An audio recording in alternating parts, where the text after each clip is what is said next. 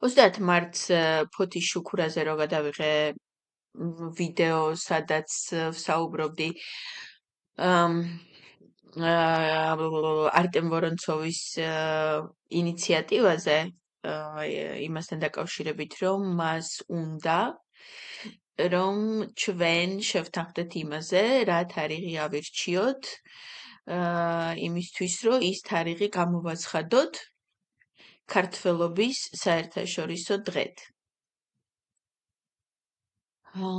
და 14 ვსაუბრობთ იმაზე, რომ 14 ვარიანტი აქვს თვითონ არჩეული. მისი პოსტის ლინკიც დავდე იმ ვიდეოს ქვეშ.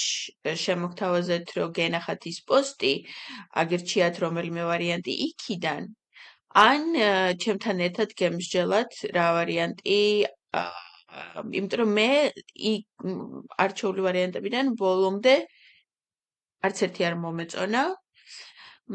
ახსენი კიდევაც რატომ და მე თვითონ მინდა რომ ეს თარიღი იყოს ისეთი, რომელიც აჩვენებს ქართველობას და საქართველოს დასაბამიდან დღემდე. და იმ ერთ თარიღში,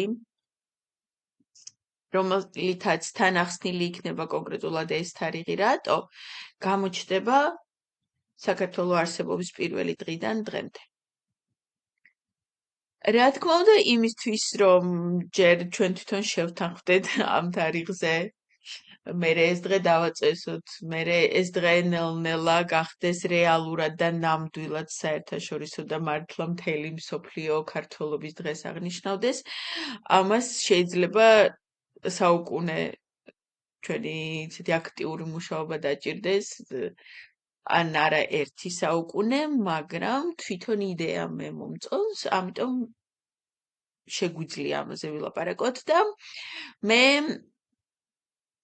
ორი ასეთი თარიღი აღმოვაჩინე ბოლო დროს, ბოლო ერთ კვირაში.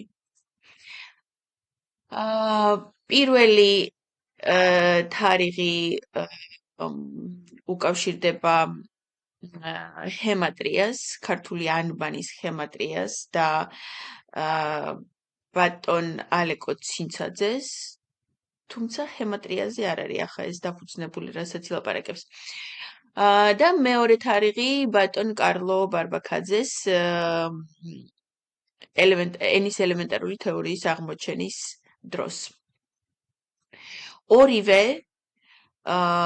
პირველიც და მეორესაც კავშირი აქვს იოანე ზოსიმეს წინასწარმეტყველობასთან, რომელშიც საუბარია ქრისტეს მეორედ მოსვლასთან დაკავშირებით და იმაზე, რომ ეს ყველაფერი, რომ მეორედ მოსვლა ძალიან მჭიდრო კავშირში იქნება საქართველოსთან და ქართულ ენასთან.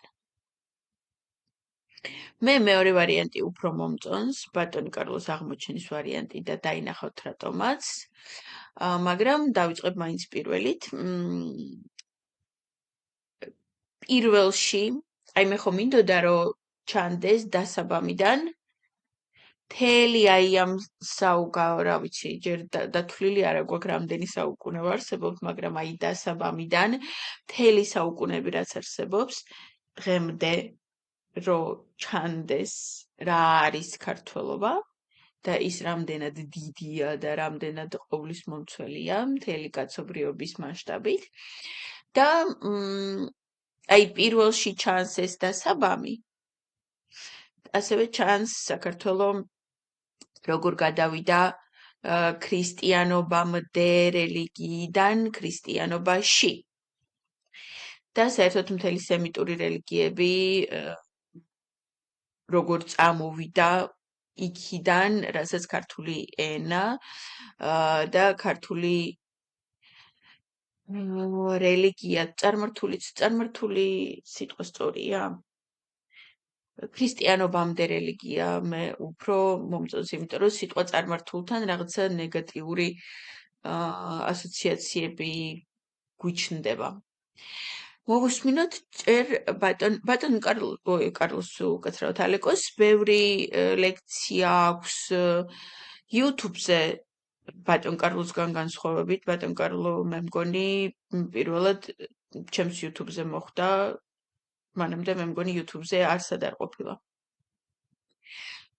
ბატონ ალიკოს ბევრი გადაცემა აქვს და კონკრეტულად აი ეს გადაცემა პირველი და მეორე ნაწილი, ამას მივაბამ ამ ვიდეოს ქვეშ დაგილინკავთ, რომ მოусმინოთ თავიდან ბოლომდე, იმიტომ რომ ჩვენ ახლა ძალიან პატარა ნაწილს მოვусმენ.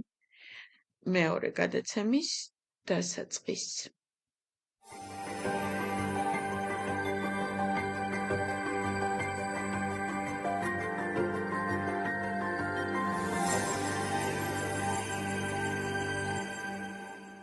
როცა ასეთ სერიოზულ დასკვნამდე მივდივართ, ვიკითხოთ სემიტებთან როდის გამოჩნდა ღმერთი ელი. ორი ვერსია არსებობს, ერთის თანახმად ეს გამოჩნდა მათთან ძველი წელთაღრიცხვის 587 წელს, დაახლოებით მე-6 საუკუნეში, ხოლო მეორეს თანახმად, მეორე ვერსიის თანახმად და ებრაელი მეცნიერების ცდილობენ, რომ ღმერთი ელის მათთან გამოჩენა უფრო შორს გადაწიონ, ისინი პირდაპირ ასახელებენ პერიოდს 3760 წელი. ძველი წელთაღრიცხვის ამ დროსო ჩვენთან გამოჩნდა ღმერთი ელიო. მით უკეთესი თუ ასია, იმაზე ადრე ქართველებს ამბანი გქონია. მაგრამ მოდი დავანებოთ ამ საკითხს თავი, თუმცა აქვე მაინც უნდა შევნიშნო, რომ ეტყობა სწორი იყო ბატონი ივანე ჯავახიშვილი, რომელიც ამბობდა, რომ ფინიკიელების მიერ ამბანი სემიტური ტომია, ამბანის გამოგონება გადაჭარბებულია, კარგ შემთხვევაში ფინიკიელები ამბანის გამავრცელებელნი არიან. ფინიკიელები იმ ამბანის გამავრცელებლები არიან, რომლებიც ჩვენ შევქმნით. ქართველებმა, პროტოქართველებმა, იბერიელებმა. ალბათ ასია. ახლა რადგან ასეთ მნიშვნელოვან რამეზე გვესაუბრება იოანე ზოსიმე, რომ სასწაული ის 94 წელიაო, მაშინ კიდე აღვადგინოთ რამდენიმე ფრაგმენტი, როგორ ხდებოდა ეს დღესასწაული. ღმერთი ელის ხსენება, ეს ინფორმაცია არსებობს საზღვარგარეთულ ლიტერატურაში, შეიძლება ნება ამის ხსენების უფლება ჰქონდა მხოლოდ უმაღლეს ქურუმს და მას ეს შეიძლება ეხსენებინა წელიწადში მხოლოდ ერთი დღის განმავლობაში, ერთჯერ. რა თქმა უნდა, ეს იქნებოდა ის დღე, როცა დედამიწა მზის გარშემო წრეს სრულად შეკრავდა, აქედან გამომდინარე, ეს იქნებოდა 20 ივლისი. დანარჩენ დღეებში ღმერთ ელის ხსენება აკრძალული იყო და აქედან გამომდინარე წელი და წელიწადი ქართულ სინამდვილეში სადღაც მე-9 საუკუნემდე არ ჩანს, იმდენად აკრძალული და ტაბუდადებული იყო ეს. ეს 20 ივლისამდე როგორ მივიდა პირველი გადაცემიდან თავიდან რო ნახავთ, მერე დაინახავთ. ეს უკვე მეორეს დასაწყისია, ამიტომ ცოტა შეიძლება გაუგებარი იყოს კონკრეტულად 20 ივლისს როგორ მიაგნო. როცა სჭირდებოდათ ქართველებს ეხსენებინათ ღმერთი, იგი ამბობდნენ სიტყვას ღმერთი და არა ელს. ელს ამბობდა მხოლოდ უმაღლესი ქურუმი. ასეთი ვერსიაც არსებობს და ამას ყველა საფუძველი აქვს ამის არსებობისა. ამდენად მზის ქართული კალენდარი ჩადებულია სიტყვაში ელი და აქედან გამომდინარე წელში. მაგრამ იოანე ზოსიმეს ხელნაწერის ამონახსნი წელი არ გახლავთ.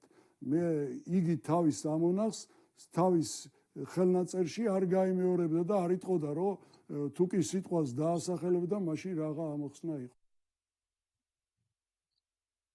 ესე იგი, ამ 20 ივლისში ჩანს ქრისტიანობამდე საქართველოს რელიგია. ჩანს ძველი აღქმის ღმერთის დაბადება, ეს ღმერთი ელი, რომელიც საქართველოდან წავიდა. მე მგონი სვანეთში დღემდე არის და ელია ქვია დღეს სვანეთში. ელი არის ძველი აღქმის აღთქმის იეღოვა, იგივე ელოჰიმი, იგივე ალაჰის სახელიც ელისგან წამოვიდა. ანუ ყველა სემიტური რელიგიები და აი ის რელიგია მერე რომელსაც ქრისტიანობა დაუპირისპირდა, ითვლება რომ ძველი აღთქმის ღმერთი, დღეს ითვლება ასე, ქრისტეს მამაა, მაგრამ თავიდან იმ 365 წლამდე ჩვენი ანუ ქრისტეს შობიდან 365 წლამდე სანამ ქრისტიანობა ბევრად უფრო ნამდვილი იყო ვიდრე ახლა და იმ კონსტანტინოპოლის შეკრებამდე სადაც გადაწყვიტეს რომ ძველი ღმერთი იესოს მამად ვაღიაროთო, მანამდე იესო და ქრისტიანობა ითვლებოდა იმ პირველი და იმ ძველი აღთქმის რელიგიის საწინააღმდეგო. იესო მას აუჯანყდა, იმიტომ რომ მისი რელიგია არ მიაჩნდა საკმარისად ჰუმანურად, საკმარისად თანამედროვედ ადამიანის მიმართ სიკეთის და სიყვარულის გამოხატვად, ამიტომ აუჯანყდა, მაგრამ იმ კონსტანტინე ასე გადაწყვიტეს რატომღაც რომ ძალიან ბევრი რაღაცა იმ ნამდვილი და პირვანდელი ქრისტიანობიდან გაეუქმებინათ და ქრისტესთვის დაერქმიათ იეღოვას შვილი.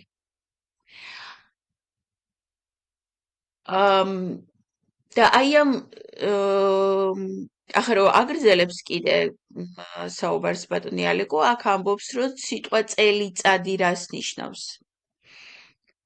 რომ ეს წელი და მერე წადი, რომ აი ეს ძველი ღმერთი უნდა წასულიყო და ახალი ღმერთი იესო უნდა მოსულიყო და ქრისტიანობა უნდა მოსულიყო.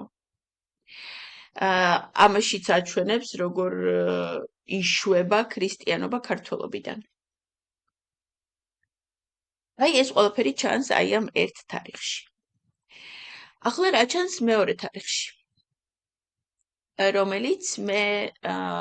რომელსაც მე ვუკავშირებ ბატონი კარლოს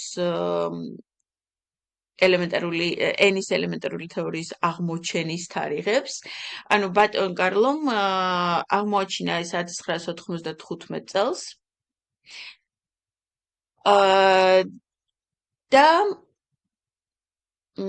დაიწყო სადღაც ეს პროცესი აღმოჩენის 8 დეკემბერს და დაახლოებით 2 კვირა მიმდინარეობდა, შეიძლება რომ 21 დეკემბერი ჩაითვალოს პროცესის დასრულება, ანუ პირველი საფუძველი, პირველი ის ყველაზე მთავარი 3 ნაწილი აი ამ დღეებში აღმოაჩინა. რატომ უკავშირდება ეს თარიღიც იოანე ზოსიმეს წინასწარმეტყველობას? იმ წინასწარმეტყველობაში, იმ წინასწარმეტყველობის გაშიფრებიდან რამოდენიმე გაშიფრო არსებობს და სამივე ამბობს, რომ თარიღია მეორედ მოსვლის დაწყების 1994 წელი. და 1994-15 ძალიან ახლოსაა ერთმანეთთან. ასევე მეორედ მოსვლა ვიღაცამ შეიძლება აი ასე ვიღაცა პირდაპირ აღიქვამს, რომ იესო იბადება მეორედ. მაგრამ თუ ჩვენ ქრისტეში და იესოში დავინახავთ იმას, რომ ეს ქართველობის რაღაცა ერთი ეტაპიდან მეორე ეტაპზე გადასვლა, რომ აი ეს გადასვლა ისევ ახალ ეტაპზე, აი ამ დროს შეგვიძლია დავარქვათ მეორედ მოსვლა და ქართველობის მეორედ მოსვლა. და ქართველობის მეორედ მოსვლა რომ იწყება, რომ ახლა ის ეპოქაა, როდესაც ჩვენ დავწერთ თუ აღმოვაჩენთ ჩვენს ნამდვილ ისტორიას და არა იმას, რასაც აქამდე რუსეთი გვასწავლიდა და არა მარტო რუსეთი, მანამდეც დამალული იყო, როგორც იოანე ზოსიმეს წინასწარმეტყველობაში, რომ 4000 წელი დამალული იყო ჩვენი რეალური ისტორია. და ეს მეორედ მოსულა დაემთხვევა იმას, რომ ყველაფერი ნათელი გახდება. აი აქედან თუ ვიმსჯელებთ, გამოდის, რომ აი ამ თარიღში, აი ამ ენის ელემენტარული თეორიის აღმოჩენის თარიღში დევს ყველაფერი. როგორც წარსული, ანუ სულ პირველი სიტყვა, ხმა სიტყვას კი არა, ხმა და ბგერა, რომელიც ადამიანმა აღმოთქვა, ჰუა, რომ ეს ქართულია, რომ ეს აქაურია, ქართველური, კავკასიური. ეს ჩანს, მერე ჩანს ამ ჰუადან ელამდე როგორ მივიდა ადამიანი, ქართველობა, იმიტომ რომ თუ ამ 20 ივლისში ჩანს ელიდან, ანუ ძველი აღქმიდან დღემდე, იმაში ჩანს ძველ აღქმამდეც პრეისტორიული დროებიც ჩანს. ელამდე, ელი არ არის ღმერთის ყველაზე პირველი სახელი საქართველოში. ამაზე კიდე ცალკე მექნება გადაცემა, უფრო ძველი სახელები აღმოჩენილი, რომელიც ელამდე არსებობდა. და მე იმ სახელებს ჰეკატესთან ვაკავშირებ. და აი ამ ჰუაში ჩანს ჰეკატე, ჩანს ელამდე ღმერთები, ელამდე რელიგიები. მერე ელიც ჩანს. მერე ელიდან ქრისტემდე როგორ მოვედით ისიც ჩანს და დღეს ქრისტეში როგორ არსებობს ქართველობა ესეც ჩანს. მერე ჩანს მეორედ მოსვლის დაწყება გამოთვლილი იოანე ზოსიმეს წინასწარმეტყველობიდან 94-15 წელი. ეს მეორედ მოსვლა რითი იწყება იმით, რომ ქართველმა აღმოაჩინა თავისი პირველი ასობგერა, სიტყვის ნაწილაკი და ამით, ამ აღმოჩენით აღმოაჩინა მთელი კაცობრიობის ისტორია, აღმოაჩინა ყველა ენის, ყველა სიტყვის, ყველა რელიგიის, ყველა მითოლოგიის, ყველა რაც კი თუ რამე მეცნიერება არსებობს, ამის ყველაფრის დასაბამი აღმოაჩინა ბატონ კარლომ იმით, რომ აღმოაჩინა ეს პირველი ჰუა. ესეც ჩანს. და მთელი კაცობრიობის ისტორია და დღევანდელი მდგომარეობაც ჩანს. ბატონ კარლოსთან მე გადაღებული მაქვს უკვე ვიდეო, სადაც ნებისმიერი, ანუ მაგალითები მოყავს, ძალიან ცოტა, რა თქმა უნდა, ასე შეგვიძლია მთელი დღე ვიჯდეთ, როგორც იქ ვიჯექით და მე ნებისმიერ სიტყვას ვეტყოდი და იმ ჰუარუადან იმ სიტყვამდე მოიყვანდა. ჰუარუადან მოგიყვანს სიტყვა ლონდონ. ჰუარუადან მოგიყვანს სიტყვამდე ნიუ-იორკ. ჰუარუადან მოგიყვანს სიტყვამდე ჩაინა, ოღონდ ჩაინა თვითონ ჩინურად ბეიჟინამდე. ანუ ნებისმიერი ენის, ნებისმიერ სიტყვას დაგანახებს ჰუარუადან როგორ მოვიდა აქამდე. ხო და აი ამ აღმოჩენით, როგორ მოვიდა კაცობრიობა თავისი პირველი დღიდან, პირველი მზის ამოსვლიდან დღემდე ჩანს და მომავალიც ჩანს, იმიტომ რომ მეორედ მოსვლაზეა საუბარი და მეორედ მოსვლა ახალი ეპოქის დაწყებაა, კაცობრიობის შემდეგი ეტაპის, შემდეგი ახალი ცივილიზაციის და ესეც ისევ მოხდა აქ, საქართველოში, როგორც მე არაერთ ხელ მithქვამს, არაერთ ჩემს ვიდეოში, რომ კაცობრიობის ნებისმიერი ახალი ეტაპი, ნებისმიერი კულტურული თუ ცივილიზაციური ნახტომი და ცვლილება იწყება ყოველთვის საქართველოდან. აქ იბადება და შეიძლება აქ დაიბადოს და ძალიან სწრაფად მოუკლათ ჩვენვე. რატომღაც გვაქვს ეს, რომ ჩვენშივე საუკეთესოს მოკლა არ გვენანება. ალბათ იმიტომ, რომ მუდმივად ვართ სიახლეებისთვის მზად და იმისთვის რომ სიახლე მივიღოთ, შეგვიძლია საუკეთესოც კი მოვკლათ, რომ მერე ალბათ გონია, რომ კიდე უკეთესი დაიბადება და სავარაუდოდ ასეც ხდება. ხო და აი ეს ყველაფერი ჩანს ბატონ კარლოს ენის ელემენტარულ თეორიაში. ბევრად უფრო მეტი ჩანს ვიდრე ჰემატრიაში. ბატონი ალკოცინცაძეს აქვს ბევრი რამე დაწერილი ქართული ანბანის ჰემატრიაზე, მაგრამ ჰემატრიაზე ბევრად უფრო ღრმა და ვრცელი, ლოგიკური, ნათელი, ბევრად უფრო ადვილად დასანახი და ისეთი, რომ ნებისმიერი ენის, დღევანდელი ნებისმიერი ენის ნებისმიერ სიტყვაში ამ ჰუარუას ხედავ, ამას ბატონი ალკო გვაჩვენებს და ეს თარიღი ბევრად უფრო აბსოლუტურად ყოვლის მომცველი მგონია.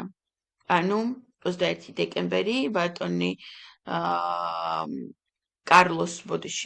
ბატონი კარლოს მიერ ელემენტარული თეორიის აღმოჩენის დასრულების დღე. აღმოჩენა დასრულდა იმ ორ კვირაში, მაგრამ მერე მთელი ცხოვრება იმ წლიდან ამაზე მუშაობს ბატონი კარლო და სულ ავითარებს, აღრმავებს, აფართოებს და მუდმივად რაღაცეები ემატება. მაგრამ პირველი საფუძველი ჩაეყარა იმ ორ კვირაში.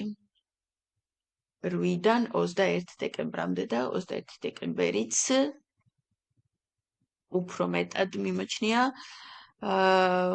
იმის ღირსად, რომ იყოს ქართველობის საერთაშორისო დღე. თუმცა 20 ივლისსაც არ აუშვებს. ახლა აუცილებლად დამიწერეთ.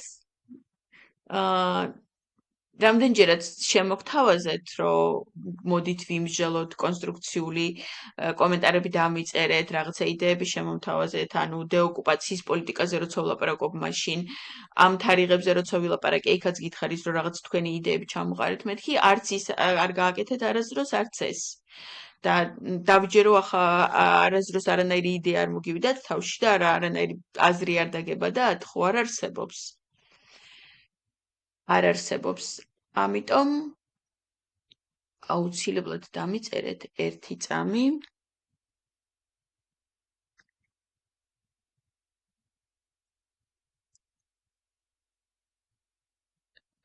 სულ ბატონი ალეკო რომ მიჩანს.